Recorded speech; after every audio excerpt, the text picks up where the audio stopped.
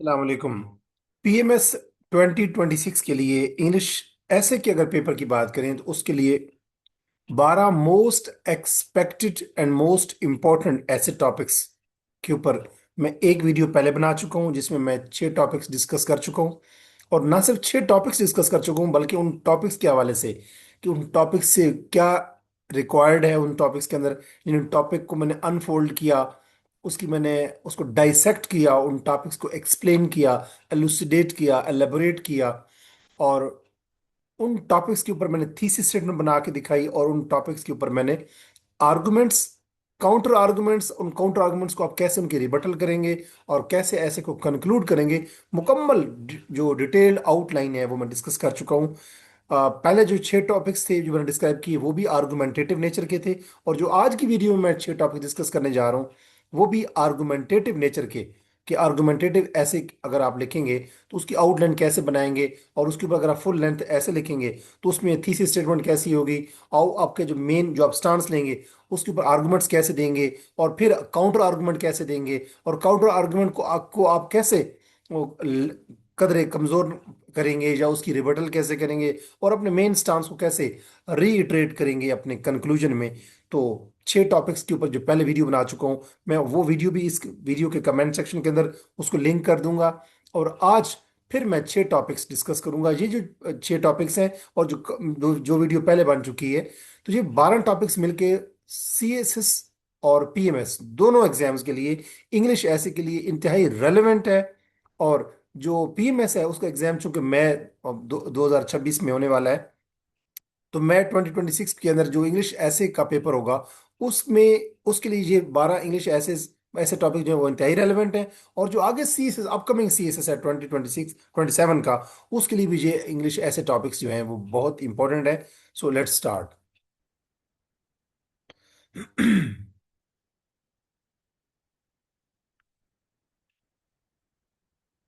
कल हमने जो टॉपिक डिस्कस किए थे, कल जो छठा हमने टॉपिक डिस्कस किया था वो था democracy in Pakistan has failed to deliver government governance reforms are the real solutions. अगर आप ये टॉपिक है तो आप इसकी फेवर में भी जा सकते हैं और इसके अगेंस्ट भी जा सकते हैं। यानी कि ये टॉपिक इम्प्लिसिटली आर्गुमेंटेटिव है। कोई बंदा कह सकता है कि डेमोक्रेसी इन पाकिस्तान में फेल नहीं हुई, जब उसने डिलीवर करना फेल नहीं हुई डिलीवर करने में। तो अगर मैं कहता हूँ तो मैं कहता हूँ सपोज ये डिलीवर करने में डेमोक्रेसी फेल हो गई है और गवर्नेंस रिफॉर्म की जरूरत है। तो जो बंदा कहेगा कि ये फेल नहीं हुई तो वो कहेगा कि गवर्नेंस रिफॉर्म की जरूरत नहीं है बल्कि डेमोक्रेसी तो सही परफॉर्म कर रही है। तो इसी तरह ये कल टॉपिक डिस्कस हो चुका है। आज हम जो अगला टॉपिक डिस्कस करेंगे वो है द वॉर ऑन टेरर। इसमें इसको मजीद जरा जूम आउट कर देता हूँ ताकि ये ज्यादा विजिबल हो जाए आपको। जी, टॉपिक हमारा है the war on terror has done more harm than good to Pakistan, critically evaluate. अब ये जो टॉपिक है ये भी इम्प्लिसिटली, और इस टॉपिक को अगर जरा इस पे गौर करें तो जो वॉर ऑन टेरर है यानी कि जो दहशतगर्दी के ऊपर जो जंग है उसके खिलाफ, उसने पाकिस्तान को ज्यादा नुकसान पहुंचाया है, उतना फायदा नहीं दिया। अब हो सकता है कि कुछ लोग इसमें ये कह रहे हो कि वॉर ऑन टेरर ने पाकिस्तान को ज्यादा फायदा दिया, नुकसान कम पहुंचाया है। लेकिन ऑब्वियस है, अब कुछ लोग इसके अगेंस्ट भी जा सकते हैं, कुछ उसके फेवर में भी जा सकते हैं। लिहाजा ऐसे टॉपिक्स जिसके अंदर आपने एक स्टांस चूज करना होता है और उस स्टांस की फेवर में आर्गुमेंट्स देने होते हैं और उसका काउंटर आर्गुमेंट में भी एक दो पॉइंट देने होते हैं कदरे कम, लेस इम्पैक्टफुल, और उसके बाद जो जो काउंटर आर्गुमेंट देते हैं उसकी रिबटल करके अपने कंक्लूजन में, ऐसे की कंक्लूजन में अपने स्टांस को ही प्रूव करना होता है। तो ऐसे ऐसे आर्गुमेंटेटिव एसेस होते हैं। आर्गुमेंटेटिव एसेस कैसे होते हैं वो इस वीडियो के कमेंट सेक्शन के अंदर मैं एक और वीडियो का लिंक भी दे दूंगा जिसमें मैंने आर्गुमेंटेटिव एसेस को एक्सप्लेन किया हुआ है कि आर्गुमेंटेटिव एसे टॉपिक्स की पहचान क्या होती है, आर्गुमेंटेटिव एसे के ऊपर हम आउटलाइन कैसे बनाते हैं। और अगर इस टॉपिक को देखा जाए कि वॉर ऑन टेरर ने पाकिस्तान को ज्यादा नुकसान पहुंचाया है, उतना फायदा नहीं दिया, तो अगर इसके ऊपर देखें तो इसके ऊपर थीसिस स्टेटमेंट मैंने बनाई है कि the war on terror imposed heavy socio-economic and security costs on Pakistan. कि वॉर ऑन टेरर ने पाकिस्तान के ऊपर सिक्योरिटी की कीमत के हवाले से अगर देखें, यानी सिक्योरिटी इंफ्रास्ट्रक्चर जो हमने परचेज किया, जो हमने वेपन परचेज किए या जो भी हमने एमुनिशन के ऊपर खर्च किया, यानी अपने डिफेंस सेक्टर पे जो हमने खर्च किया, और पाकिस्तान ने किस समाजी लेवल पे और मुआशी लेवल पे पाकिस्तान ने बहुत कीमत चुकाई। यानी बहुत नुकसान हुआ पाकिस्तान को। तो मेरा स्टांस ये है, यानी पाकिस्तान, वार ऑन टेरर ने पाकिस्तान को फायदा नहीं पहुंचाया, नुकसान पहुंचाया। तो मैं इस पॉइंट की कि पाकिस्तान ने वार ऑन टेरर ने पाकिस्तान को सोशल फ्रंट्स पे, इकोनॉमिक फ्रंट्स पे और सिक्योरिटी यानी कि डिफेंस के सेक्टर के ऊपर, डिफेंस फ्रंट के ऊपर, इन तीनों फ्रंट के ऊपर पाकिस्तान को वार ऑन टेरर ने नुकसान पहुंचाया है। हमें इन तीनों फ्रंट्स के ऊपर हमने कीमत चुकाई है। लिहाजा मेरा ये स्टांस है, इसकी मैं फेवर में आर्गूमेंट्स दूंगा। लेकिन मेरा जो काउंटर आर्गूमेंट होगा वो ये होगा कि वॉर ऑन टेरर ने पाकिस्तान को कुछ फायदा भी दिया है। तो वो काउंटर आर्गुमेंट होगा, वो उसको मैं लेस इम्पैक्टफुल नजर और बनाऊंगा, और फिर उसकी रिबटल करके मैं अपने इसी पॉइंट को प्रूव करूंगा। वो कैसे? थीसिस इसकी जब आउटलाइन बनेगी तो पहली हेडिंग इंट्रोडक्शन की होगी, इंट्रोडक्शन का जो पैराग्राफ लिखूंगा उसकी एंडिंग लाइन यही मेरी थीसिस स्टेटमेंट होगी, और दूसरी हेडिंग में मैं दूंगा arguments in the favour of my stance. और मेरा स्टांस क्या है कि war on terror has done more harm than good to Pakistan. उसमें मेरे आर्गुमेंट्स क्या होंगे, याद रखें, आर्गुमेंट्स आपके सेंटेंसेस की शक्ल में होंगे। सब आउटलाइन जो होती है वो हमेशा सेंटेंसेस की शक्ल में होती हैं, फ्रेज की शक्ल में या एक दो वर्ड की शक्ल में नहीं लिखते होते। यहाँ आपको समझाने के लिए, मैंने इशारा करने के लिए ये बताया है कि आप जिक्र करेंगे, इकोनॉमिक लॉसेस जिक्र करेंगे कि जीडीपी का, जीएनपी में हमारा जो इकोनॉमिक डिक्लाइन हुआ है, माशी फ्रंट के ऊपर हमें बहुत नुकसान पहुंचाया है वॉर ऑन टेरर ने। हमारा जो इन्वेस्टर का कोई कॉन्फिडेंस है, जो इन्वेस्टर का जो ट्रस्ट लेवल है वो ख़त्म हुआ है, कि जहाँ पे आए रोज़ कोई ना कोई दहशतगर्दी होती है, और फिर जहाँ पे जो क्लाइमेट है, जो इन्वायरमेंट है पाकिस्तान का, टेरर की वजह से, दहशतगर्दी की वजह से, टेररिज्म की वजह से, सेक्टेरियनिज्म और एक्सट्रीमिज्म की वजह से पाकिस्तान के अंदर जो फिजा है वो कंडूसिव नहीं है बिजनेस के लिए। तो इकोनॉमिक लॉसेस हुए हैं, कारोबार जहाँ से जिन लोगों के थे वो जहाँ से कारोबार लेके चले गए, उन्होंने कारोबार कहीं बाहर शिफ्ट कर दिए हैं, अपने बिजनेस को क्लोज कर दिया डर के मारे।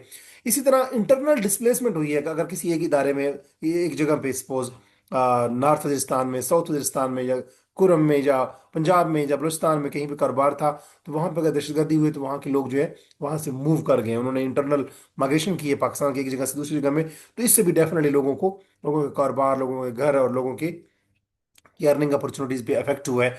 इसी तरह राइज इन एक्सट्रीमिज्म हुआ है। राइज इन एक्सट्रीमिज्म से मतलब यही है कि ये जो रिलीजियस फ्रंट के ऊपर लोग जो एक दूसरे के साथ प्रेजुडिस करते हैं और एनिमोसिटीज रखते हैं, तो जो डिफरेंट सेक्ट के लोग होते हैं, शिया सुन्नी फसादात होते रहे, उससे एक्सट्रीमिज्म से भी लोगों को क्या हुआ है, नुकसान पहुंचा है पाकिस्तान को, फायदा नहीं हुआ। इसी तरह damage to global image, Pakistan का जो इंटरनेशनल लेवल पे जो इमेज है, जो सॉफ्ट इमेज पाकिस्तान का होना चाहिए, वो क्या है, वो हार्ड इमेज है पाकिस्तान के बारे में। पाकिस्तान को की जो ग्लोबल लेवल जो टेररिज्म का इंडेक्स है, उसमें पाकिस्तान दुनिया के उन टॉप कंट्रीज में आता है, सरफहरिस्त है, जो दहशतगर्दी को के लिए कंडूसिव है, जहाँ पे दहशतगर्दी ज़्यादा पनपती है। तो इसी तरह पाकिस्तान का इमेज जो है इंटरनेशनल लेवल पे वो मुतासर हुआ है, और इसका मतलब है पाकिस्तान को नुकसान पहुंचा है वॉर ऑन टेरर की वजह से। और सिक्योरिटी इंस्टेबिलिटी, पाकिस्तान अगर डिफेंस के हवाले से देखें तो पाकिस्तान के अंदर अगर हम खर्च बहुत करते रहे हैं, और हम अमेरिका के साथी बन के, हिमायती बन के, अलाय बन के, हमने रशिया के अगेंस्ट लड़ा अफगानिस्तान में, लेकिन फिर भी पाकिस्तान के अंदर जो सिक्योरिटी की सिचुएशन है वो बड़ी वल्नरेबल है। पाकिस्तान में जो सिक्योरिटी सिचुएशन है वो बड़ी फ्रेजाइल है, और हर वक्त यहाँ पे दहशतगर्दी जो है उसका अफरियत, या उसका जो मेनेस है वो बढ़ ही रहा है। उसके बाद मैं काउंटर आर्गुमेंट दूंगा कि वार ऑन टेरर से, वार ऑन टेरर क्या है, जैसा कि मैं एक्सप्लेन कर चुका हूँ कि अफगानिस्तान के अंदर, जैसा कि आप देखें कि अफगानिस्तान के अंदर हो गया, या उसके बाद अगर हम देखें तो अमेरिका के अंदर भी जो वर्ल्ड ट्रेड सेंटर है, और जो अमेरिका के अंदर जो बड़ी एक बिल्डिंग थी उसके अंदर जो इंसिडेंट हुआ दहशतगर्दी का, 9/11 का जो है, उसके बाद हम अमेरिका के साथ ही से 1980 से लेकर हम अमेरिका के साथ सपोर्ट में है कि हमने दहशतगर्दी दुनिया में से ख़त्म करनी है, साउथ एशिया से ख़त्म करनी है, और दुनिया से दहशतगर्दी के खात्मे के लिए हम जंग लड़ रहे हैं, और हम अमेरिका के हिमायती हैं, साथी हैं। लेकिन उस जंग में जो हम अमेरिका के साथ हैं, उसमें पाकिस्तान ने बहुत ज़्यादा माली और जानी नुकसान उठाया। ये वार ऑन टेरर है। तो उसने उसका आर्गुमेंट, काउंटर आर्गुमेंट क्या होगा कि वार ऑन टेरर ने पाकिस्तान को फायदा भी दिया है। तो उसने कहा कि इससे यह है कि वार ऑन टेरर की वजह से जो टेररिस्ट नेटवर्क्स थे, यहाँ पे जो डिफरेंट जो आउटफिट्स हैं, जो टेरर आउटफिट्स हैं, तो जैसे दहशतगर्दी की जो जो प्रोस्क्राइब्ड ऑर्गेनाइजेशंस हैं, जो कलअदम तंजीमें हैं, नल एंड वाइट जो हो चुकी हैं, उसका खात्मा करने में भी वार ऑन टेरर ने बड़ा क्रूशल रोल प्ले किया है, तो ये इसका फायदा भी हुआ है पाकिस्तान को। लेकिन ये एक ही फायदा लिखेंगे, उसके बाद हम इसकी रिपोर्टल करेंगे कि ये जो फायदे हुए हैं पाकिस्तान को, कि जो वार ऑन टेरर की वजह से जो दहशतगर्दी के जो नेटवर्क्स हैं उनका जो हमने कला कमा किया है या एलिमिनेट किया है, दे केम विद डिसप्रोपोर्शनेट कॉस्ट। तो डिसप्रोपोर्शनेट कास्ट का मतलब ये है कि हमने कास्ट ज्यादा बियर किए, हमने जाने ज्यादा नुकसान, अपनी जानों का ज्यादा नुकसान किए, हमने सोशियो इकोनॉमिक और कल्चरल और जो सिक्योरिटी फ्रंट है उस पर हमने कीमत ज्यादा चुकाई है, लेकिन हमें फायदा कम हुआ है। तो यानी कि वो जो ऊपर हमने बात की है कि वार ऑन टेरर का हमें फायदा हुआ है, हमने उस पॉइंट को भी क्या कर दिया, लेस इंपैक्टफुल बनाया, और साथ फिर अपने कंक्लूजन जब इस ऐसे का करेंगे तो हम कहेंगे कि जो फ्यूचर पॉलिसी होनी चाहिए that should be independent and strategic. Pakistan की जो फॉरेन पॉलिसी होनी चाहिए with respect to war on terror, कि दहशतगर्दी के खिलाफ जो हम जंग लड़ रहे हैं उसके हवाले से जो हमारी फॉरेन पॉलिसी अब होनी चाहिए फ्यूचर में, वो इंडिपेंडेंट होनी चाहिए। That should not hinge on American gestures. That should not rely on American maneuvers और अमेरिकन सिग्नल्स। तो वो हमारी पॉलिसी स्ट्रेटेजिक होनी चाहिए, लॉन्ग टर्म होनी चाहिए और इंडिपेंडेंट होनी चाहिए। उसमें हमें किसी मुल्क की तरफ देखना नहीं चाहिए कि वो मुल्क हमारे साथ खड़ा होगा तो हम दहशतगर्दी के खिलाफ लड़ेंगे। नहीं, हमें दहशतगर्दी के खिलाफ लड़ना है, लेकिन हमें अपने वो पॉलिसी, हमारी foreign policy with respect to defence sector, that should be independent and strategic. अब इसी और उसमें आखिरी पैराग्राफ जो होगा हमारा कंक्लूजन पैराग्राफ, उसमें हम ये बात कहेंगे कि वार ऑन टेरर ने पाकिस्तान को नुकसान ज्यादा पहुंचाया है फायदे की निस्बत। उसके बाद नेक्स्ट टॉपिक हमारा है, और वो है economic dependence on international financial institutions. जो बैनुल-अक़वामी मालियाती इदारों के ऊपर पाकिस्तान की मुआशी लिहाज से जो डिपेंडेंस है, जो हम पैरासाइटिक हैं, उन पर इंहिसार कर रहे हैं, वो अंडरमाइन करती है पाकिस्तान की सोवरेनिटी को, पाकिस्तान की सालमियत, पाकिस्तान की इंडिपेंडेंस, पाकिस्तान की जो खुद इन्हिसारी है उसको नुकसान पहुंचाता है जब हम मुआशी लिहाज से इंटरनेशनल फाइनेंशियल इंस्टीट्यूशन के ऊपर डिपेंड करते हैं। तो अब कोई बंदा हो सकता है कि वो ये कहे कि नहीं, पाकिस्तान की जो इंटरनेशनल इंस्टीट्यूशंस हैं, फाइनेंशियल इंस्टीट्यूशन है, जैसा कि आईएमएफ है या वर्ल्ड बैंक है, तो उनके ऊपर जो हमारी डिपेंडेंस है उससे पाकिस्तान की सॉवरेनिटी अंडरमाइन कोई नहीं होती। कोई ये भी कह सकता है। तो इस बात के अंदर ये इम्प्लिसिटली ये काउंटर, ये बेसिकली आर्गुमेंटेटिव ऐसे है। तो आप इसकी फेवर में भी जा सकते हैं, इसके अगेंस्ट भी जा सकते हैं। तो जिस ऐसे में आप उसकी फेवर में भी जा सकते हैं, उसके अगेंस्ट भी जा सकते हैं, वो आर्गुमेंटेटिव ऐसे होता है। तो ये आर्गुमेंटेटिव ऐसे है, जरा देखिएगा मेरी इस पे थीसिस स्टेटमेंट, कि इसकी थीसिस स्टेटमेंट मैंने कैसे बनाई है। इसकी थीसिस स्टेटमेंट में मैंने जिक्र किया है कि frequent IMF dependence restricts Pakistan economic autonomy। कि फ्रीक्वेंट डिपेंडेंस, यहाँ पे अगर हम आईएमएफ की हमने बात की है तो हम इसको ये भी कर सकते हैं, आईएमएफ तो चूंकि स्पेसिफिक हो जाएगा, frequent dependence on international international financial institutions. Frequent dependence के बार बार जो हम डिपेंड करते हैं, रिलाय करते हैं ऑन इंटरनेशनल फाइनेंशियल इंस्टीट्यूशंस, वो कोई भी हो सकते हैं, वर्ल्ड बैंक हो सकता है, आईएमएफ हो सकता है, या और इदारे भी हो सकते हैं, उनके ऊपर जो हमारी बार बार जो डिपेंडेंस होती है, रेस्ट्रिक्ट्स, वो हमें रेस्ट्रिक्ट करती है पाकिस्तान की इकोनॉमिक अटोनमी को, कि मुआशी लिहाज से पाकिस्तान की जो खुद इन्हिसारी है, जो इंडिपेंडेंस है पाकिस्तान की, उसको रेस्ट्रिक्ट करती है कि हम बैन अवी जो मालियाती इदारे हैं उनके ऊपर बार बार जब हम इन्हिसार करते हैं। तो इसका मतलब ये है कि हमारा स्टांस यही है कि इकोनॉमिक डिपेंडेंस जो होती है इंटरनेशनल फाइनेंशियल इंस्टीट्यूशन के ऊपर, वो पाकिस्तान की सॉवरेनिटी को अंडरमाइन करती है, हमारी पाकिस्तान की जो इकोनॉमिक इंडिपेंडेंस है उसके ऊपर लगाती है। तो आर्गुमेंट्स जो मेरा स्टांस होगा, जब आउटलाइन बनाएंगे तो पहली हेडिंग इंट्रोडक्शन की होगी, इंट्रोडक्शन के अंदर जो थीसिस स्टेटमेंट होगी वो यही होगी, यानी इंट्रोडक्शन के पैराग्राफ की आखिरी लाइन हमारी यही बनेगी। और आर्गुमेंट क्या होंगे इस बात के, इस स्टांस के फेवर में, वो ये है कि हमारी जो पॉलिसीज बनती हैं, यानी कि हम जो अपने हमारी मुलाजमत, हम कि कौन कौन से सेक्टर्स में हम मुलाजमत देंगे, उनको पेंशन कितनी मिलेगी, ये सारी, और हम कौन से डेवलपमेंटल सेक्टर के अंदर खर्च करेंगे, और हमारा बजट कैसा होगा, ये सारी जो पॉलिसीज होती हैं वो हमारी कंडीशनल होती हैं। आईएमएफ के साथ या वर्ल्ड बैंक के साथ जो भी हमें मुल्क कर्जे देते हैं, जहां से भी हम कर्जे लेते हैं, तो वो जो इंटरनेशनल फाइनेंशियल इंस्टीट्यूशंस हैं वो कुछ कंडीशन लगाते हैं, और उन कंडीशन के तहत ही हमारी फॉरेन पॉलिसी चलती है। तो हमारी जो फॉरेन पॉलिसी है, या जितनी भी हमारी पॉलिसीज हैं पाकिस्तान में जो चलती हैं, चाहे वो सोशल फ्रंट्स पे हों, चाहे वो कल्चरल फ्रंट पे हों, एजुकेशनल फ्रंट पे हों, डिप्लोमेटिक फ्रंट पे हों, या हमारे किसी सेक्टर के अंदर भी हो, तो या डिफेंस सेक्टर के अंदर भी हो, तो वो कंडीशनल होती हैं। वो जो वर्ल्ड बैंक या जो भी इंटरनेशनल आईएमएफ जो इदारा होता है जो हमें लोन देता है, जो हमें फंडिंग देता है, वो कुछ कंडीशन लगाता है। तो हमारी फॉरेन पॉलिसी इंडिपेंडेंट नहीं है। तो ये इसका मतलब ये है कि हमारी पाकिस्तान की सॉवरेनिटी मुतासर होती है। तो हम पाकिस्तान ऑटोनमस कंट्री नहीं बनता, बल्कि हमेशा हम जो डेट के साथ लिंक्ड जो कंडीशंस होती हैं, उससे पाकिस्तान की सोवरेनिटी अंडरमाइन होती है। दूसरा, ऑस्टेरिटी मेजर्स हमें अडॉप्ट करने पड़ते हैं। जैसे कि आप लोगों ने देखा होगा कि गवर्नमेंट जो बार बार डिसीजन करती है कि हमें बड़े मुश्किल फैसले लेने पड़ेंगे, हमें पेट्रोल की कीमतें बढ़ानी पड़ेंगी, हमें पेंशन खत्म करनी पड़ेगी, हमें मुलाजमों की जो मुलाजमों की जो तनख्वाह में जो हर बजट में इजाफा होता है, वो इस पर तो हम नहीं करेंगे, हमें मुश्किल फैसले करने पड़ेंगे और ब्ला ब्ला। तो ये जो ऑस्टेरिटी मेजर्स होते हैं, टैक्स हमारा बढ़ा दिया जाता है मुलाजमों के ऊपर, जो कि मुलाजिम जब भी कोई चीज़ परचेज करता है तो उसके ऊपर टैक्स पे करता है। तो ये जो ऑस्टेरिटी मेजर्स हैं, जो बेसिकली बर्डन आता है, जिनका जिनका नजला गिरता है मुलाजमीन के ऊपर, और जो डेली वेजर्स हैं उनके ऊपर, और जो गरीब अवाम है उनके ऊपर। तो ये जो ऑस्टेरिटी मेजर्स हैं, उससे भी क्या होता है, पाकिस्तान की अवाम जो है वो अपने आप को पैरालाइज्ड महसूस करती है। और जो पाकिस्तान की अवाम जब पैरालाइज महसूस करती है इकोनॉमिक फ्रंट के ऊपर, तो वो डेफिनेटली पाकिस्तान के हक में ये चीज़ बेहतर नहीं होती। और जो पाकिस्तान जो है वो, और पाकिस्तानी आवाम ये समझती है, जानती है ये चीज़, कि ये हमारे लिए जो टफ डिसीजन होते हैं फाइनेंशियल, वो हमारे ऊपर क्यों इम्पोज किए जाते हैं। इसलिए क्योंकि हमने बाहर से लोन लिया, और उस लोन की वजह से हमारे ऊपर नजला गिरता है। लिहाजा पाकिस्तान अपने आप को इकोनॉमिकली ऑटोनमस कंट्री, जो पाकिस्तानी है वो अपने आप को, अपने मुल्क को इकोनॉमिकली और फाइनेंशियली ऑटोनमस कंट्री नहीं समझते। उन्हें लगता है कि उनकी जो पॉलिसीज हैं, और सही लगता है कि पाकिस्तान की जो पॉलिसीज हैं उनको कहीं से और से मॉनिटर किया जा रहा होता है। इसी तरह पॉलिसी इंटरफेरेंस, हम कोई भी पॉलिसी इंट्रोड्यूस करवाते हैं पाकिस्तान में किसी भी सेक्टर के अंदर, तो उसके अंदर जो फॉरेन कंट्रीज होते हैं, जो हमें इमदाद देते हैं, जो लोन देते हैं, जो फाइनेंशियल इंस्टीट्यूशंस हैं, आईएमएफ है, वर्ल्ड बैंक है, वो इंटरफेयर करते हैं पाकिस्तान की पॉलिसीज में।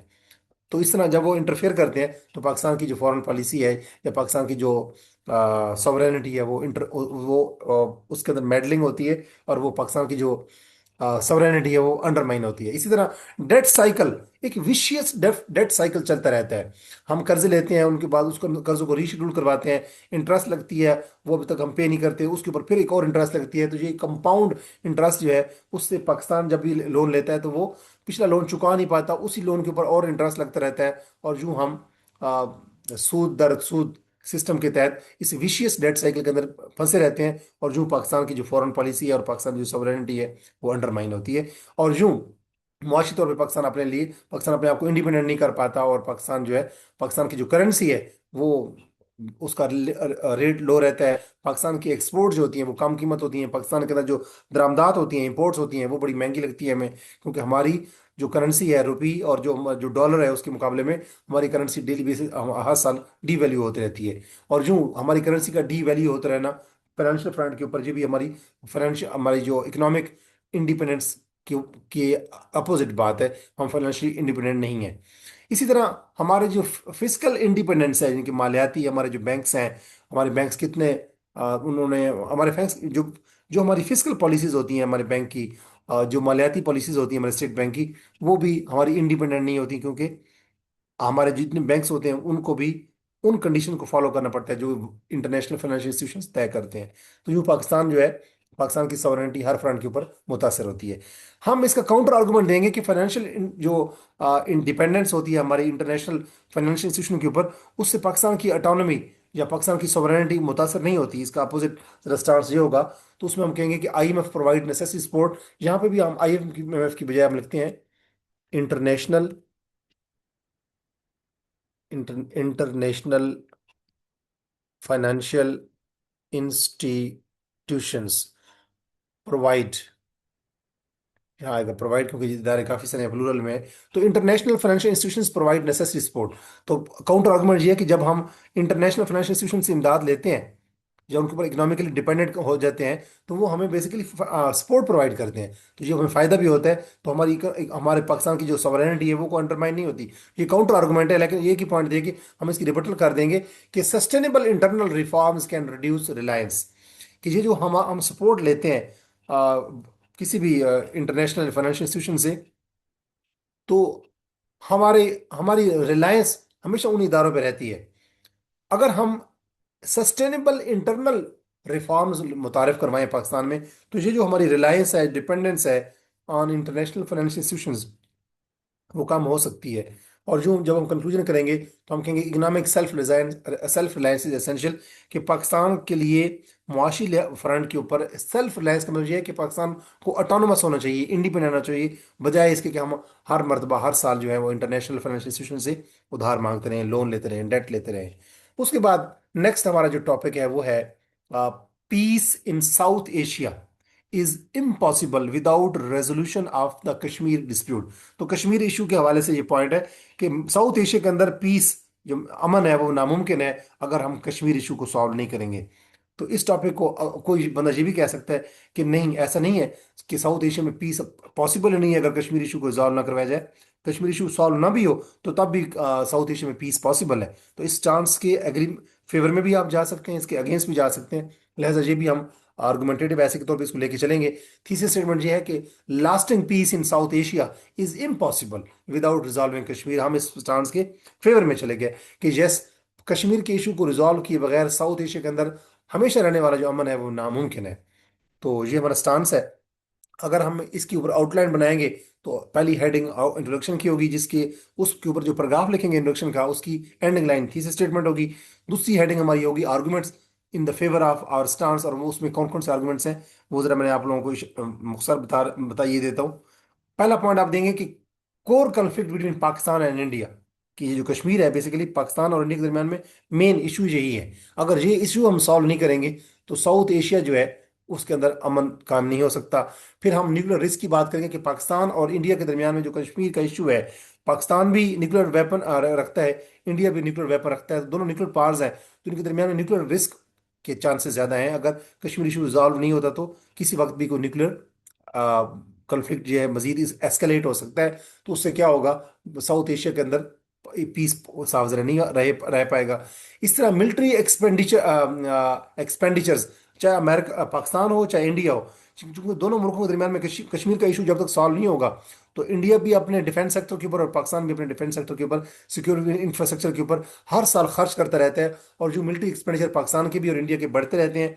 और मिलिट्री एक्सपेंडिचर का मतलब यह है कि डिफेंस सेक्टर के ऊपर हम ज्यादा खर्च कर देते हैं, रिजल्टेंटली हम बाकी जो सेक्टर्स हैं वो मुतासर हो जाते हैं, जैसे एजुकेशन का सेक्टर है और बाकी सेक्टर, सोशल वेलफेयर का सेक्टर उसके ऊपर, और या हेल्थ का सेक्टर, उस पर हम इतना खर्च नहीं कर पाते, ना हम और ना ही इंडिया। और इससे यह है कि मिलिट्री एक्सपेंडिचर बढ़ते रहते हैं, और जब मिलिट्री एक्सपेंडिचर बढ़ते हैं तो डेफिनेटली दोनों ममालिक आपस में उनकी झड़पें भी होती रहती हैं कश्मीर की को लेके, और इससे पाकिस्तान साउथ एशिया के अंदर अमन कायम नहीं रह सकता। इस तरह ह्यूमन राइट्स के कंसर्न भी, कि जब जब दोनों मुल्क डिफेंस सेक्टर पे खर्च करते रहते हैं, उनके दरमियान में बॉर्डर के अगे बॉर्डर के अक्रॉस उनकी स्किर्मिशेस भी लगी रहती हैं, छोटे मोटे एक दो अभी रिसेंटली जंगें भी हो चुकी हैं 3-4 दिन की। इससे पहले भी 1965 की जंग हुई है, कारगिल की जंग हुई है। तो मतलब कहने का ये है कि ये जो दो पाकिस्तान और इंडिया के दरमियान में जो कश्मीर का इशू जब तक सॉल्व नहीं होता तो ह्यूमन राइट्स की वायलेशन होती रहेंगी। मकबूजा कश्मीर, इंडियन ऑक्युपाइड कश्मीर में भी, और इंडियन कहते हैं कि पाकिस्तान ऑक्युपाइड कश्मीर में अंदर भी जो है ये ह्यूमन राइट्स की वायलेशन होती रहती है। जब तक कश्मीर इशू सॉल्व नहीं होगा तो ह्यूमन राइट्स की वायलेशन होती रहेंगी। मकबूजा कश्मीर में खून की जो खून की होली लोग खेलते रहेंगे, इंडियन और पाकिस्तानी। तो जब ये इशू सॉल्व हो जाएगा तो ह्यूमन राइट्स वायलेशन नहीं होगी, जो कैजुअलिटीज नहीं होंगी, और यूं हुर्रियत रहनुमा जो है वो शहीद नहीं होंगे, बेकसूर मुसलमान भी शहीद नहीं होंगे। और इंडियन की जो लोग हैं, जो इंडियन, वो डेफिनेटली वो मुस्लिम बेशक नहीं है, लेकिन इंडिया जो हिंदू हैं वो भी साफ ज़रा ह्यूमंस हैं। तो ह्यूमन राइट्स वायलेशन जो है वो ख़त्म की जा सकती हैं अगर कश्मीर का इशू सॉल्व किया जा सके। तो जब तक कश्मीर का इशू सॉल्व नहीं होता तो ह्यूमन राइट्स वायलेशन होती रहेंगी, और जो साउथ एशिया में पीस नहीं हो सकता। इसी तरह आप रीजनल इंस्टेबिलिटी, जो पाकिस्तान, जो साउथ एशिया के अंदर जो पाकिस्तान भी है, इंडिया भी है, इस रीजन के अंदर कश्मीर का इशू जब तक सॉल्व नहीं होगा तो रीजनल पीस कायम नहीं हो सकता। ये रीजन जो है वो अनस्टेबल रहेगा, इंस्टेबिलिटी इसमें रहेगी।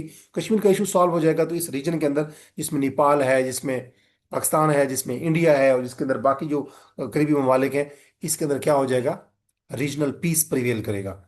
तो काउंटर आर्गुमेंट में हम ये कहेंगे, हमारा आर्गुमेंट ये था कि कश्मीर को इशू सॉल्व करेंगे तो तब जाके साउथ एशिया में पीस पॉसिबल है। लेकिन हम कहेंगे कि इकोनॉमिक, जरूरी नहीं है कि हमारा कश्मीर का इशू सॉल्व होते ही पीस हो सकता है।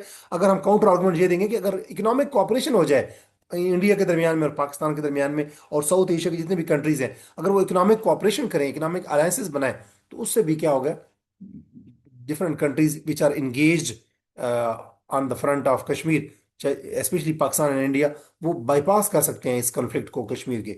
अगर पाकिस्तान और इंडिया आपस में इकोनॉमिक अलायंसेस करें, अपने एग्रीमेंट्स करें, इकोनॉमिक कॉपरेशन करें, तो कश्मीर के इशू वैसे ही दोनों ममालिक भूल जाएंगे।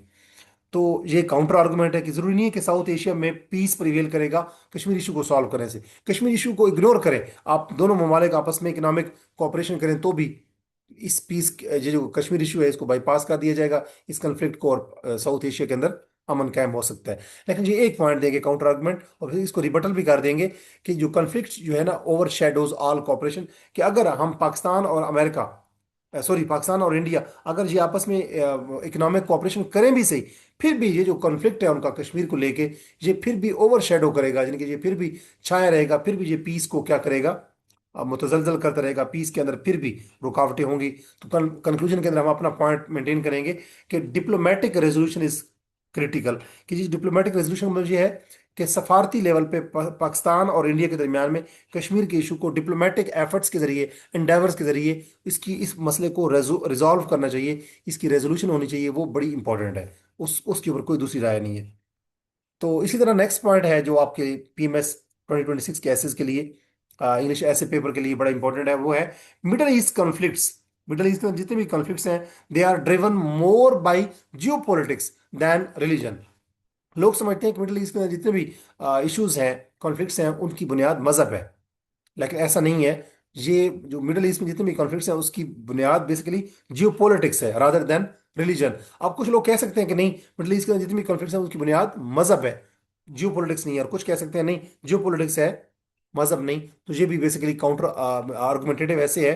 तो अगर हम इस देखें तो मेरी थीसिस स्टेटमेंट ये है कि geopolitical interest, comma, not religion, comma, are the primary drivers किस चीज के, आगे जहां पर आप लिखेंगे ऑफ मिडल ईस्ट कॉन्फ्लिक्ट्स, यहाँ पे हम लिख देते हैं मिडिल का एम कैपिटल कर देते हैं, मिडिल ईस्ट, और यहाँ पे हम लिख देते हैं कॉन्फ्लिक्ट्स का सी इस्तेमाल कर देते हैं, कि बेसिकली जियो पोलिटिकल इंटरेस्ट जो है मिडिल ईस्ट के जो कॉन्फ्लिक्ट्स हैं वो उसके प्राइमरी ड्राइवर हैं रादर देन रिलीजन। तो यहाँ मेरा स्टांस क्या है कि मिडिल ईस्ट में जितने भी कॉन्फ्लिक्ट्स हैं उनकी बुनियाद क्या है, जियो पोलिटिकल इंटरेस्ट है, बेसिकली मजहब नहीं है। तो अगर मैं इसके ऊपर आउटलाइन बनाऊंगा तो पहली हेडिंग इंट्रोडक्शन की होगी, और दूसरी हेडिंग में मैं जब मेरा स्टांस जो है कि मिडिल ईस्ट के अंदर जितने भी कॉन्फ्लिक्ट्स हैं, या जितने भी क्राइसिस हैं, या जितनी भी वार्स हैं, जो जंगें हैं, उनकी बुनियाद जियो पोलिटिकल इंटरेस्ट हैं। वो कौन कौन सी, जरा देखें कि ऑयल पॉलिटिक्स है, जैसे अगर हम देखें मिडिल ईस्ट में, अगर अभी जो रिसेंट इसराइल और ईरान और अमेरिका जो का इशू जो चल रहा है, तो ईरान के अंदर चाबहार के मकाम से तेल निकलता है बेसिकली, जो पाकिस्तान में भी स्मगल हो रहा है, आगे चाइना भी उसको लेना चाह रहा है, और अमेरिका भी की नज़र भी इसके ऊपर ही है, ऑयल के ऊपर है। तो ऑयल पॉलिटिक्स के ऊपर बेसिकली ये जो मिडिल ईस्ट में जितना क्राइसिस अभी ईरान के ऊपर हो रहा है, इसकी बुनियादी वजह यह है कि ऑयल पॉलिटिक्स है। तो ये कोई मजहब नहीं है, कि वो ये नहीं कहते अमेरिकन के यहाँ पे कोई यहाँ के जो लोग हैं वो फंडामेंटल हैं और वो मुसलमान हैं तो हमें इनका खात्मा करना है, नहीं, ऐसा नहीं है। या ये जो फंडामेंटल हैं, रिलीजियस हैं, तो ये बाकी मुल्कों को रहने नहीं दे रहे, ऐसा नहीं है। बल्कि रीजन क्या है, ऑयल पॉलिटिक्स। दूसरी फॉरेन इंटरवेंशंस, यहाँ पे जितनी भी, चाहे चाइना इंटरवीन करना चाह रहा है, चाहे रशिया इंटरवीन करना चाह रहा है, चाहे इवन के पाकिस्तान ईरान में इंटरवीन करना चाह रहा है, चाहे इंडिया इंटरवीन करना चाह रहा है, चाहे इसराइल इंटरवीन करना चाह रहा है, चाहे अमेरिका इंटरवीन करना चाह रहा है, तो ये फॉरेन इंटरवेंशन जो है ईरान के अंदर, उसकी बुनियाद क्या है, उनकी अपनी अपनी जियो पोलिटिकल इंटरेस्ट है। वो अपनी जहाँ पे मार्केट बढ़ाना चाहते हैं, वो चाहते हैं जहाँ से ऑयल हम निकालें और उसकी ऑयल के ऊपर हमारी ऑटोनॉमी हो, हम उसके ऊपर हुकूमत करें। तो पावर राइवलरीज, रीजनल और ग्लोबल, अगर हम रीजनल लेवल पे देखें या ग्लोबल लेवल पे देखें, तो ग्लोबल लेवल पे अगर हम देखें तो अमेरिका भी ये चाहता है कि जहाँ पे मेरी हुकूमत हो, जहाँ से ऑयल के ऊपर मेरा डोमिनेंस हो। चाइना भी चाहता है कि जहाँ से मैं तेल निकालूं और मेरा, लेकिन चाइना की पॉलिसी ज़्यादातर कोऑपरेटिव है, जिनकी चाइना चाहता है कि ईरान के साथ मिलके वो पाकिस्तान के रूट को इस्तेमाल करते हुए चाइना यहाँ से तेल निकालना चाहता है, क्योंकि उससे वो भी इकोनॉमिक जाइंट बनता जा रहा है, 2030 तक सुपर पावर बनने के करीब है चाइना। और अमेरिका चाहता है कि वो यहाँ पे आके काबिज हो जाए। हालांकि इस एरिया के अंदर, खत्ते के अंदर, जो ज्यादा असर रसूख है वो चाइना का था, लेकिन अमेरिका जो है वो इसमें कूद पड़ा है कि उसे लगता है कि अगर चाइना ने ईरान के जो ऑयल है उसको अगर इस्तेमाल किया तो वो हमसे आगे निकल जाएगा 2030 तक। तो अमेरिका बीच में कूद पड़ा है। इस खत्ते के अंदर बेसिकली उसका पार्टनर इंडिया है रादर देन ईरान या पाकिस्तान। पाकिस्तान भी अगर से हिमायत करता रहा है अमेरिका की, लेकिन यहाँ पे उसका रीजनल जो अलाय है वो पाकिस्तान, अमेरिका, चाइना का है, और जो इंडिया है वो चाइना अमेरिका का पार्टनर है बेसिकली। तो इसके अंदर जो पावर राइवलरीज हैं अमेरिका की और पाक जो चाइना की है, उसकी वजह से जहाँ पे बेसिकली ये जियोपॉलिटिकल इंटरेस्ट है चाइना की और अमेरिका की, जिसकी वजह से जहाँ पे मिडिल ईस्ट में क्राइसिस होता रहा है या भी हो रहा है। और स्ट्रेटेजिक अलायंसेस का मतलब भी यही है कि अमेरिका जो है वो जहाँ पे इंडिया के साथ मिलके, इसराइल के साथ मिलके जहाँ पे हुकूमत करना चाहता है, चाइना जो है वो ईरान के साथ मिलके, रशिया के साथ मिलके, पाकिस्तान के साथ मिलके जहाँ पे ईरान और मिडिल ईस्ट की जितने भी एरियाज हैं जहाँ पे हुकूमत करना चाहता है और जहाँ की मार्केट के अंदर डोमिनेट करना चाहता है। तो ये बेसिकली जियो पोलिटिकल इंटरेस्ट है चाइना की और अमेरिका की और रशिया की और इसराइल की और पाकिस्तान की और इस तरह इंडिया की। और इस तरह प्रॉक्सी वॉर्स जो है, अमेरिका और चाइना और जो जापान है और रशिया है, वो अपने मुल्कों में कभी भी जंग नहीं लड़ते। वो दूसरे मुल्कों में जाके पिच बना के वहाँ पे वो खेलते हैं। तो ये प्रॉक्सी वार्स हैं कि अमेरिका जो है वो यहाँ पे मुख्तलिफ ममालिक को आपस में लड़ा के और उनको शो करके कि आप लोगों के मुल्क के अंदर जो आपका हुक्मरान है वो करप्ट है, या वो आपकी फ्रीडम ऑफ स्पीच को जो सप्रेस किए हुए है, और वो यहाँ पे आके जंगें लड़ता है, जैसे अमेरिका ईरान के अंदर आके, इसराइल भी ईरान के अंदर आके। तो ये बेसिकली प्रॉक्सी वार्स हैं जिसकी वजह से मिडल ईस्ट के अंदर जो है वो क्राइसिस हैं, कॉन्फ्लिक्ट्स हैं। और इन प्रॉक्सी वार की वजह क्या है कि जो वर्ल्ड वर्ल्ड पावर्स हैं, जो सुपर पावर्स हैं, जो ग्रेट एक्टर्स हैं, जो डेवलप कंट्रीज हैं, उनकी अपनी बेसिकली जियो पोलिटिकल इंटरेस्ट हैं। अब काउंटर आर्गुमेंट हम ये देंगे कि जियो पोलिटिकल इंटरेस्ट नहीं, बल्कि रिलीजन जो है वो मिडल ईस्ट के क्राइसिस या कॉन्फ्लिक्ट्स का जिम्मेदार है। तो हम कहेंगे कि सेक्टेरियन डिविजन्स आर की, कि जो सेक्टेरियन का मतलब ये है कि जैसे शिया सुन्नी फसादात होते हैं, जैसे देवबंदी और जो दूसरे शिया लोग होते हैं उनके दरमियान में कॉन्फ्लिक्ट्स हैं, तो मिडल ईस्ट की क्राइसिस की वजह जो है वो सेक्टेरियन जो कॉन्फ्लिक्ट्स हैं वो है। उसकी वजह से मिडल ईस्ट के अंदर क्राइसिस या कॉन्फ्लिक्ट्स या वार्स हैं। तो लेकिन ये आर्गुमेंट, जो काउंटर आर्गुमेंट है, ये बड़ा कमजोर है। हम इसकी रिबटल कैसे करेंगे कि sectarianism is often exploited for political goal, कि अगर एक सेक्टेरियन क्राइसिस होता भी है, यानी कि अगर एक इस्लाम के अंदर जो डिफरेंट सेक्ट्स हैं, जैसे शिया है, जैसे सुन्नी है, या जैसे देवबंद है, अगर उनके दरमियान में सेक्टेरियनिज्म की वार होती भी है या सेक्टेरियन अपराइजिंग होती भी है, तो उसको भी बेसिकली एक्सप्लॉयट करके, उसको यूज करके, मैनिपुलेट करके, बेसिकली पॉलिटिकल मकासद के लिए, जियो पोलिटिकल इंटरेस्ट के लिए इस्तेमाल करते हैं वर्ल्ड पावर्स। वो समझते हैं कि जहाँ पे वो शो करते हैं कि जहाँ पे शिया सुन्नी आपस में इकट्ठे नहीं रह सकते, लिहाजा हम आके यहाँ पे हुकूमत कर रहे हैं, और वो बेसिकली अपना पॉलिटिकल गेन्स हासिल करते हैं। और यूं कंक्लूजन करेंगे कि geo political dominates conflict dynamics, के मिडिल ईस्ट के जितने भी कॉन्फ्लिक्ट की डायनेमिक्स हैं उसके ऊपर बेसिकली जियो पॉलिटिक्स जो है वो प्रिवेल कर रही है या डोमिनेट कर रही है। तो ये हमारा मेन स्टांस था, उसी को हमने रीट्रेट किया। और 11th हमारा इंग्लिश ऐसे जो पीएमएस 2026 के लिए बड़ी इंपॉर्टेंट है, वो है global power is shifting from the West to the East. कि अब जो ग्लोबल पावर है वो दुनिया की, वो वेस्ट से ईस्ट की तरफ जो है वो शिफ्ट हो रही है। ये मिथ है या रियलिटी है, कि ये ऐसी इमेजिनेशन है या ये झूठी बात है या ये वाकई रियलिटी है, इसको एनालाइज करें। अब कुछ लोग कह सकते हैं कि वर्ल्ड पावर या ग्लोबल पावर जो है वो वेस्ट से ईस्ट की तरफ वाकई शिफ्ट हो रही है, और कुछ कहेंगे नहीं, नहीं शिफ्ट हो रही।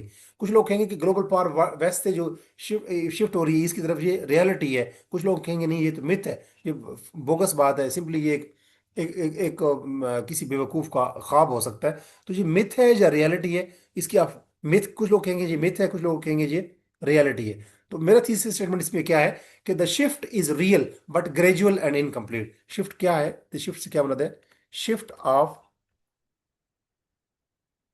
global power from the west to the east। जहां पे वेस्ट और ईस्ट का हम कैपिटल कर देंगे, पहला जो लेटर है वेस्ट, एंड जहां पे ईस्ट को भी हम कैपिटल कर देंगे, कि shift of global power from the West to the East is real. कि वाकई ग्लोबल पावर जो है वो वेस्ट से ईस्ट की तरफ आ रही है, ये हकीकी है। बट ये शिफ्ट जो है वो ग्रेजुअल है, आहिस्ता है और इनकम्प्लीट है। हम सिंपली इस बात को हटा भी सकते हैं, सिंपली ये भी कह सकते हैं दिस इज सफिशिएंट, कि ये जो हमारी तीसरी स्टेटमेंट है कि ग्लोबल पावर की जो शिफ्टिंग है वेस्ट से ईस्ट की तरफ, ये रियल है, ये मिथ नहीं है, या ये इज रियलिटी। हम ये भी कह सकते हैं is reality, but proper word क्या है, इज रियल। अब ये हमारी थीसिस स्टेटमेंट है, यानी कि हमने वाकई कहा कि ग्लोबल पावर जो है वो वेस्ट से ईस्ट की तरफ शिफ्ट हो रही है। अब अगर हम ये आर्गुमेंट हमने लिए है, तो इसकी फेवर में हमारा स्टांस क्या है, या ये अगर हमने स्टांस लिया तो इसकी फेवर में हमारे आर्गुमेंट क्या है, कि rise of China and Asia. अब चाइना जो है वो ईस्ट पे है दुनिया में, अगर हम नक्शे में देखें वेस्ट की तरफ नहीं है। तो चाइना जो है वो राइज कर रहा है, और चाइना कहाँ पे है, एशिया में अंदर अंदर आता है, एशिया कॉन्टिनेंट में। तो एशिया और जो चाइना है बेसिकली, एशिया खुद भी और एशिया के अंदर जो चाइना है वो राइज कर रहा है, इसका मतलब ईस्ट उठ रहा है। तो वर्ल्ड जो ग्लोबल पावर है वो वैसे अब ईस्ट की तरफ आ गई है। इसी तरह पहले जो है अमेरिका था सुपर पावर समझा जाता था, लेकिन 2030 तक इट इज एक्सपेक्टेड के देर इज हाई प्रोबेबिलिटी कि जो चाइना है वो वर्ल्ड जायंट के तौर पे उभरेगा। और चाइना कहाँ पे है, ईस्ट की तरफ है दुनिया के नक्शे में। तो एशिया जो है वो ऊपर उठ रहा है वेस्ट की निस्बत, तो ग्लोबल पावर जो है वो वेस्ट से ईस्ट में शिफ्ट हो गई है। दूसरी बात, economic growth in the East, कि ये जो दुनिया के जो ईस्टर्न कंट्रीज हैं वहाँ पे वो इकोनॉमिकली, या आप कह सकते हैं उनकी जो मार्केट की जो फोर्सेस हैं वो बड़ी फास्ट हैं और वो बड़ी प्रोमिसिंग है। तो जो ईस्ट की जितनी भी मंडियां हैं ईस्ट कॉन्टिनेंट की, यानी कि ईस्टर्न साइड पे, जो ईस्टर्न जितने भी हमारे दुनिया के ग्लोबल जो नक्शा है उसमें जो ईस्ट साइड पे जितने भी ममालिक हैं उनकी जो मार्केट्स हैं वो इकोनॉमिकली ज़्यादा प्रॉमिसिंग है। तो ईस्ट की तरफ इकोनॉमिक ग्रोथ ज़्यादा है दुनिया में वेस्ट की निस्बत।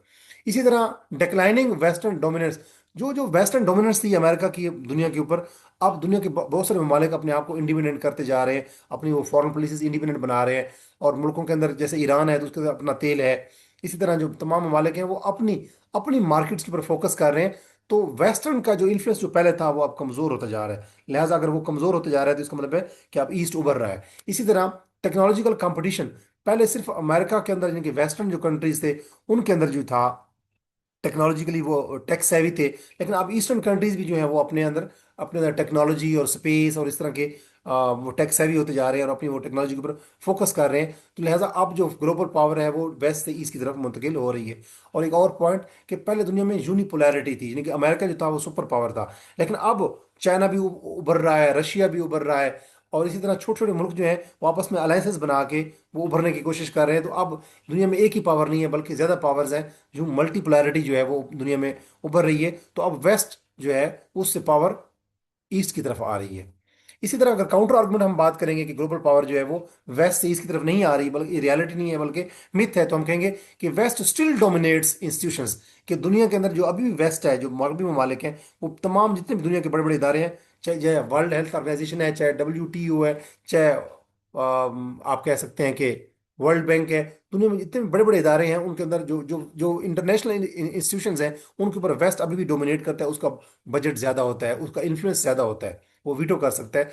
तो हम कहेंगे कि वेस्ट से ग्लोबल पावर वेस्ट से ईस्ट की तरफ शिफ्ट नहीं हो रही, बल्कि वेस्ट अभी भी डोमिनेंट है। तो ये काउंटर आर्गुमेंट है, लेकिन इसकी हम रिबटल कर देंगे कि power transition is on going. Power transition मतलब ये कि पावर एक जगह से दूसरी जगह शिफ्ट हो रही है, वेस्ट से ईस्ट की तरफ शिफ्ट हो रही है। तो वेस्ट हुआ करता था पावरफुल, इन्फ्लुएंशियल और इम्पैक्टफुल, लेकिन अब पावर ट्रांजिशन जो है वो ऑन गोइंग है, यानी कि पावर वेस्ट से ईस्ट की तरफ शिफ्ट हो रही है। इसको हम कहते हैं ट्रांजिशन इज ऑन गोइंग। तो power transition is on going, तो इसका मतलब वेस्ट से ईस्ट से पास पावर आ रही है, जो हमारा स्टांस था। और कंक्लूजन में हम वही बात करेंगे कि world is moving toward multipolarity. पहले थी यूनिपोलैरिटी, वर्ल्ड के अंदर दुनिया जो अमेरिका जो था वो यूनिपोलर था, वर्ल्ड ऑर्डर यूनिपोलर था, उसमें एक ही मुल्क जो है वो डिसीजन करता था, मुतलकुल अनान समझा जाता था, उसी की मानी जाती थी पूरी दुनिया में। लेकिन अब मल्टीपोलैरिटी, अब दुनिया की डिफरेंट पार्ट्स दुनिया में उभर रही हैं और वो अपने डिसीजन खुद करती हैं, और यूँ अपनी उनकी इंडिपेंडेंट जो है वो फाइनेंस वो होती है, फॉरेन पॉलिसी होती है। तो वर्ल्ड जो है, हम जब आर्गूमेंट को कंक्लूड कर रहे होंगे अपने ऐसे को, तो हमने थीसिस अपना जो कंक्लूजन का पैराग्राफ होगा उसमें हम बात लिखेंगे, साबित करेंगे कि अब दुनिया के अंदर यूनिपोलैरिटी नहीं रही, मल्टीपोलैरिटी है दुनिया के अंदर, और पावर जो है वो ग्लोबल पावर वेस्ट से ईस्ट की तरफ मूव कर रही है। और आखिरी जो ऐसे है जो मैं डिस्कस करना चाहूँगा PMS 2026 के लिए और अपकमिंग CSS के एग्जाम के लिए, उसमें यह है कि आर्टिफिशियल इंटेलिजेंस के ऊपर इंग्लिश ऐसे आ सकता है कि artificial intelligence will widen in equality rather than reduce it in developing countries. कि ये जो उभरते हुए मुल्क हैं या जो तरक्की पजीर मुल्क हैं उनके अंदर आर्टिफिशियल इंटेलिजेंस जो है वो वाइडन कर रही है किस चीज को, इनइक्वालिटीज को। इनइक्वालिटी कहते हैं कि जैसे अमीर और गरीब के दरमियान जो फर्क है, ये जो दरमियान में फर्क है इनइक्वालिटी, उसको आर्टिफिशियल इंटेलिजेंस मजीद बढ़ा रही है। अमीर अमीर तर होता जा रहा है, गरीब गरीब तर होता जा रहा है। तो ये इनइक्वालिटी है, ये बढ़ रही है आर्टिफिशियल इंटेलिजेंस से, रादर देन कि ये रिड्यूस हो रही हो। तो हम समझते थे कि आर्टिफिशियल इंटेलिजेंस हमारे लिए हेल्पफुल होगी, गरीब ऊपर उठेगा, अमीर तो ऊपर उठ ही रहा है, तो गरीब भी ऊपर उठेगा, और जो अमीर और गरीब के दरमियान में जो गल्फ है, जो फासला है, वो कम होगा। लेकिन वो कहते हैं कि आर्टिफिशियल इंटेलिजेंस टेक्नोलॉजी जो है उससे ये फासले इनइक्वालिटीज बढ़ रही हैं। तो अब कोई बंदा हो सकता है वो कह सकता है कि आर्टिफिशियल इंटेलिजेंस से इनइक्वालिटीज बढ़ नहीं रही, कम हो रही हैं, कुछ कहेंगे नहीं कम नहीं हो रही, बढ़ रही हैं। तो आप इसके ऊपर कोई स्टांस भी ले सकते हैं, लिहाजा जी आर्गुमेंटेटिव ऐसे है। इस पे मेरा थीसिस स्टेटमेंट ये है कि artificial intelligence risks deepening inequality due to unequal access and capacity. तो मेरा स्टांस ये है कि आर्टिफिशियल इंटेलिजेंस जो है वो इनइक्वालिटी को मजीद डीपन कर रहा है, मजीद वाइडन कर रहा है।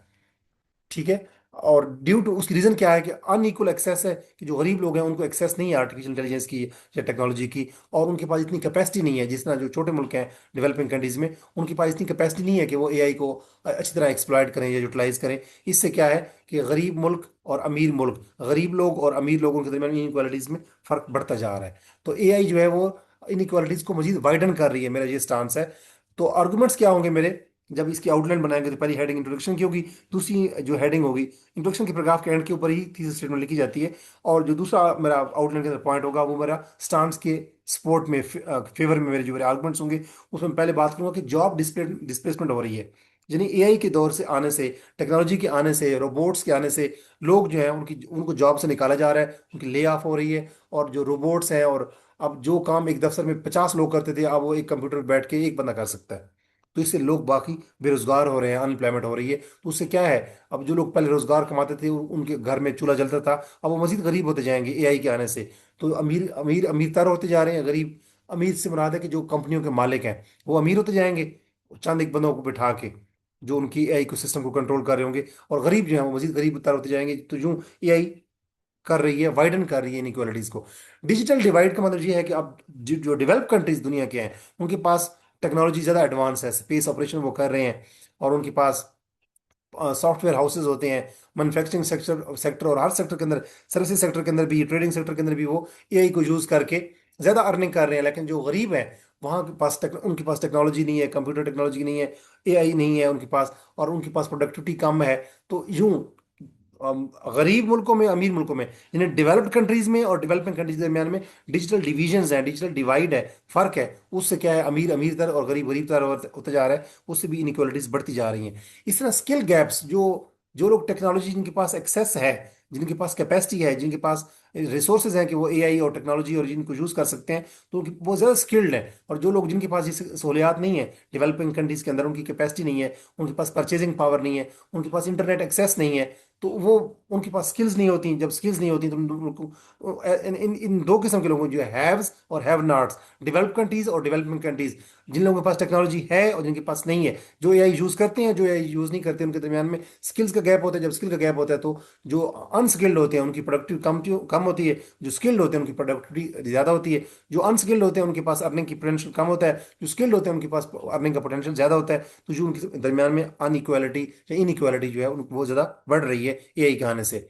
और कंसंट्रेशन ऑफ वेल्थ, जब एआई जो है उसमें, जब एआई के आने से जिन लोगों के पास या जिन ममालिक के पास एआई के रिसोर्सेज ज़्यादा है, इंटरनेट की एक्सेस अवेलेबिलिटी है, एक्सेस भी है और अवेलेबिलिटी भी इंटरनेट की है, हाई स्पीड इंटरनेट है उनके पास, तो उनके पास लेबर भी चीप अवेलेबल है, तो वो उन स्किल्स को यूज़ करके, एआई को यूज़ करके ज़्यादा अर्निंग कर रहे हैं, और वो concentration of wealth in few hands हो रही है। और एआई से पहले तमाम लोग, चूंकि एआई नहीं थी, तमाम लोग मेहनत करते थे, तमाम लोग, गरीब लोग भी कुछ ना कुछ कमा लेते थे। अब गरीब लोगों को तो एक्सेस नहीं है, एक्सेसिबिलिटी नहीं है, उनके पास कैपेसिटी नहीं है कि वो हाईली स्किल्ड, जिनकी ज़्यादा जो पे करने वाली जो स्किल्स हैं, एआई की जो स्किल्स हैं, उनको वो सीख सकें। ना उनके पास परचेजिंग पावर है, ना उनके पास रिसोर्सेज है, ना कैपेसिटी है, ना एक्सेस है। लिहाजा concentration of wealth in few hands जो है वो देखने को नजर आ रही है। इससे भी क्या है, अमीर अमीर तर और गरीब गरीब तर, और जो उनके दरमियान में इनइक्वालिटीज मजीद वाइडन हो रही हैं। इसी तरह आखिरी पॉइंट कि एआई का इस्तेमाल ओपन हो रहा है दुनिया में, लेकिन उसको, उसकी रेगुलेशन नहीं हो रही। तो जो लोग इसको रेगुलेट नहीं कर पा रहे, जो इसका अनब्राइडल्ड या अनचेक्ड यूज कर रहे हैं, तो वो दुनिया में हर जगह से फ्रॉड करके और स्कैम करके, फाइनेंशियल स्कैम्स करके वो अर्निंग ज़्यादा बढ़ा रहे हैं। और कुछ लोग जो है उनको, उनके पास एक्सेस ही नहीं है, कैपेसिटी भी नहीं है, उनके पास परचेजिंग पावर भी नहीं है, लिहाजा वो एआई को यूज़ नहीं कर पा रहे। यूं अनरेगुलेटेड और अनचेक्ड अनब्राइडल्ड जो यूज़ है, या जो लेजिस्लेशन की कमी है और रेगुलेटरी फ्रेमवर्क की कमी है, और जो एआई से जो लोग जहां चाहते हैं पैसा कमा लेते हैं, और इस तरीके से अमीर अमीर तरह और गरीब गरीब तरह होता जा रहा है। इससे भी इनइक्वालिटीज जो है वो वाइडन हो रही हैं। लेकिन अब मैं बात करूंगा कि एआई जो है वो जो इनइक्वालिटीज हैं उनको वाइडन नहीं कर रही, उसके अपोजिट बात करूंगा काउंटर आर्गुमेंट में, कि एआई जो है क्रिएट्स अपॉर्चुनिटीज। एआई जो है वो गरीब लोगों के लिए ज़्यादा अपॉर्चुनिटीज क्रिएट करती है अगर वो एआई को यूज़ करें। और जो जब उनके पास उनके लिए अपॉर्चुनिटीज होंगी तो उनके पास अर्निंग पोटेंशियल ज़्यादा होगा, और वो गरीब गरीब तर नहीं रहेगा बल्कि गरीब अमीर होता जाएगा। और जब वो अमीर होगा तो ज़रा गरीब और अमीर के दरमियान में जो फासला होगा वो कम होगा। लिहाजा एआई ज़रूरी नहीं है कि वो अमीर और गरीब, डेवलप्ड और डेवलपिंग कंट्री के दरमियान में इनइक्वालिटीज बढ़ाए, बल्कि वो कम भी करता है। तो ये मेरा काउंटर आर्गुमेंट होगा कि एआई जो है इकोनॉमिक अपॉर्चुनिटीज भी क्रिएट करता है। लेकिन साथ ही उसको रिबटल कर दूंगा कैसे, क्योंकि मैंने अपने स्टांस को प्रूव करना है कि एआई जो है वो इनइक्वालिटीज को वाइडन करता है। तो मैं कहूंगा कि ये जो बेनिफिट्स हैं एआई के, दे आर अनइवनली डिस्ट्रीब्यूटेड। उसके फायदे हैं लेकिन वो हर जगह पे बराबर तकसीम नहीं किए गए। अमीर उससे ज़्यादा फायदा उठा रहे हैं, गरीब उससे कम। डिसप्रोपोर्शनेट उसके बेनिफिट्स हैं कि गरीबों के लिए उसके कम बेनिफिट्स हैं क्योंकि गरीबों को एक्सेस ही नहीं है, परचेसिंग पावर जो कैपेसिटी नहीं है। लेकिन अमीर लोगों को उसके ज़्यादा बेनिफिट्स होते जा रहे हैं एआई की। यूं इनका जो डिसप्रोपोर्शनेट डिस्ट्रीब्यूशन ऑफ एआई है उससे फिर इनइक्वालिटीज बढ़ रही हैं, अमीर अमीर तर होते जा रहे हैं, गरीब गरीब तर होते जा रहे हैं। और आखिर में कंक्लूजन में मैं अपना स्टांस मेंटेन करूंगा कि policy intervention is necessary for inclusive AI growth. कि अगर किसी मुल्क की बात भी करें तो वहां पे पॉलिसी इंटरवेंशन का मतलब यह है कि उस मुल्क को पॉलिसीज इंट्रोड्यूस करवानी चाहिए, रिफॉर्म इंट्रोड्यूस करवानी चाहिए for the use of AI, ताकि तमाम लोगों के लिए एआई जो है वो बेनिफिशियल हो, जिसको ऐसी पॉलिसी को हम कहते हैं इंक्लूसिव एआई ग्रोथ पॉलिसी। तो अगर स्टेट इंटरवीन करती है तो स्टेट को चाहिए कि ऐसी लेजिस्लेशन मुतारिफ करवाए जिससे तमाम मुल्क जो है, तमाम जो अवाम है एक मुल्क की, चाहे वो गरीब है, चाहे वो अमीर है, चाहे वो पढ़े लिखे हैं, चाहे वो अनपढ़ हैं, चाहे वो औरतें हैं, चाहे वो मर्द हैं, चाहे वो जवान है, चाहे वो बूढ़े हैं, तमाम लोग जो है एआई से इक्वली बेनिफिट हों। और जो ऐसी पॉलिसी जो होगी वो इंक्लूसिव एआई पॉलिसी होगी। तो इसी ये there is a dire need of inclusive AI policy. और यूं ये 12 टॉपिक्स हैं, 6 टॉपिक मैंने आज डिस्कस किए। इससे पहली वीडियो में मैं जो जिसका लिंक मैं इस वीडियो के कमेंट सेक्शन के अंदर दे दूंगा, उसमें मैंने 6 टॉपिक डिस्कस किए हैं। आज भी मैंने 6 टॉपिक डिस्कस किए हैं। जो आज मैंने टॉपिक डिस्कस किए हैं उसमें आखिरी पॉइंट जो था वो आर्टिफिशियल इंटेलिजेंस के हवाले से था कि ये इनइक्वालिटीज को बढ़ा रहा है या कम कर रहा है। इससे पिछला पॉइंट जो था वो था ग्लोबल पावर जो है वो वेस्ट से ईस्ट में शिफ्ट हो रही है या नहीं हो रही। और इससे पिछला पॉइंट था कि मिडल ईस्ट के अंदर जो कॉन्फ्लिक्ट्स हैं वो जियोपॉलिटिकल बेसिस पे हैं या रिलीजन बेसिस पे हैं। इससे पिछला जो पॉइंट था वो था कि पीस जो साउथ एशिया में है वो इम्पॉसिबल है अगर अगर कश्मीर का इशू हल ना किया जाए। तो ये कश्मीर के इशू के हवाले से था। इससे जो पिछला पॉइंट था हमारा जो ऐसे का टॉपिक वो था कि इकोनॉमिक जो डिपेंडेंस है हमारी इंटरनेशनल फाइनेंशियल इंस्टीट्यूशन के ऊपर, वो बेसिकली पाकिस्तान की सॉवरेनिटी को अंडरमाइन कर रही है या नहीं कर रही। और इससे पिछला पॉइंट जो था हमारा वो था कि वॉर ऑन टेरर, जो दहशतगर्दी के खिलाफ पाकिस्तान जो जंग कर रहा है, जरूरी नहीं कि ये हमारे लिए पाकिस्तान के लिए बेनिफिशियल हो, नुकसानदेह भी हो सकती है। तो यहाँ पे मेरा पॉइंट ये है जो स्टांस जो यहाँ ऐसे मैंने लिखा है कि वार ऑन टेरर ने पाकिस्तान को नुकसान ज्यादा पहुंचाया है फायदा देने की बजाय। तो ये भी आर्गुमेंटेटिव ऐसे, ये 6 के 6 टॉपिक्स जो हैं ये आर्गुमेंटेटिव ऐसे की मिसालें हैं। इन 6 टॉपिक्स को तैयार करें पीएमएस 2026 के लिए। और इससे पिछली वीडियो में मैंने 6 टॉपिक्स दिए हैं जो सीएसएस और पीएमएस दोनों के लिए इक्वली बेनिफिशियल हैं। और पीएमएस 2026 के लिए पिछले 6 पॉइंट और इस वीडियो के 6 पॉइंट, जो 6 टॉपिक्स हैं, ये मिला जुला के 12 ऐसे टॉपिक्स हैं जो कि इंग्लिश ऐसे के पेपर के लिए बड़े रेलेवेंट हैं, खासतौर पे पीएमएस 2026 के लिए। लेकिन अपकमिंग जो सीएसएस 2027 है उसके लिए भी इक्वली बेनिफिशियल है। मैं उम्मीद करता हूँ कि ये वीडियो आपके लिए यूजफुल साबित हुई होगी। अगर ये वीडियो आपके लिए यूजफुल साबित हुई है तो इस वीडियो के कमेंट सेक्शन के अंदर अपना फीडबैक दीजिए और इस वीडियो को उन लोगों के साथ जरूर शेयर करें जो पीएमएस और सीएसएस की इंग्लिश ऐसे के हवाले से तैयारी कर रहे हैं। और मैं अपने आने वाली वीडियो में सीएसएस और पीएमएस के जो कंपेटिटिव एग्जाम्स हैं उसमें जो बाकी हमारे सब्जेक्ट्स हैं कंपलसरी और ऑप्शनल, उनके हवाले से उनके मोस्ट इंपॉर्टेंट क्वेश्चंस कौन से हैं उनके ऊपर वीडियोस अपलोड करने जा रहा हूं। अगर आप मेरे यूट्यूब चैनल के ऊपर न्यू हैं तो इस चैनल को सब्सक्राइब करें ताकि इस किस्म की जो वीडियोस हैं यूजफुल बेनिफिशियल वो आपके लिए आप तक बर वक्त पहुंचती रहें। अपना बहुत सारा ख्याल रखिएगा। और अगर आप ऐसे की एवेल्यूएशन करवाना चाहते हैं या अगर आप ऐसी की कोचिंग के हवाले से रब्ता करना चाहते हैं तो आप मेरे YouTube channel English with Ajmal Khan के ऊपर होम पेज पे जाएंगे। वहाँ आपको कुछ वीडियोस मिलेंगी, कुछ शॉर्ट्स मिलेंगे, कुछ प्लेलिस्ट मिलेंगी और कुछ पोस्ट मिलेंगी।